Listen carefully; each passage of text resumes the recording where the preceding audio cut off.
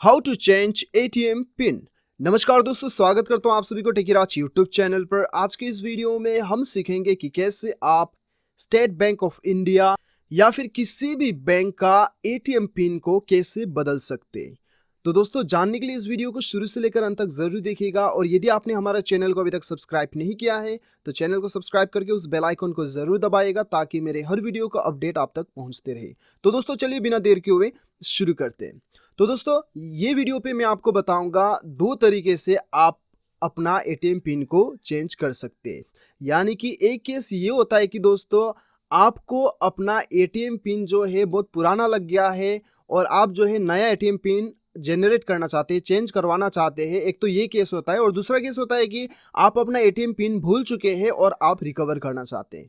तो ये दो केस में भी आपको क्या करना है वो मैं आपको बताऊंगा। तो सबसे पहले तो हम जानते हैं कि यदि आप जो है अपना एटीएम पिन को चेंज करना चाहते हैं तो वो आप कैसे करते हैं। तो सबसे पहले तो आप अपना एटीएम में जाएंगे, और एटीएम में जाने के बाद आपको स्वाइप करना होगा आपका एटीएम। उसके बाद में आपको यहाँ पे बताया जाएगा कि आपका लैंग्वेज चूज करने के लिए, ठीक है।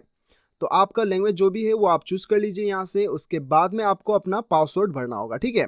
तो दोस्तों, ये पहला वाला जो है आपको पासवर्ड याद है और आप नया पासवर्ड बनवा रहे हैं, ठीक है। दूसरे स्टेप में हम बात करेंगे कि आप पासवर्ड भूल चुके हैं और रिकवर कैसे करना है। तो फिलहाल तो हम देखते हैं, आपको यहाँ पे अपना पासवर्ड जो आपको अभी फिलहाल आपका पासवर्ड है वो आपको वो भरना है। उसके बाद में आपको एंटर पे दबाना है। उसके बाद आपको यहाँ पे सेलेक्ट करना है ट्रांजैक्शन टाइप। यहाँ पे पिन चेंज का ऑप्शन दिखाई दे रहा होगा आपको। ज़रूरी नहीं है कि यहीं पे दिखाई दे, यहाँ पे या फिर कहीं भी आपको दिखाई दे, पिन चेंज का ऑप्शन आपको क्लिक करना होगा, ठीक है। उसके बाद आपको यहाँ पे नया पिन आपको बनाना होगा। नया पिन आप जो भी बनवाना चाहते हैं वो यहाँ पे भर दीजिए। उसके बाद फिर से वो पिन भरिएगा यहाँ पे। उसके बाद एंटर करने के साथ साथ आपका जो है पिन सक्सेसफुली चेंज हो जाएगा। तो दोस्तों, ये तो था आपको पासवर्ड याद ही था, और दूसरा आप पासवर्ड बना रहे थे, ठीक है। पिन कोड याद था और नया पिन कोड आपने बना लिया।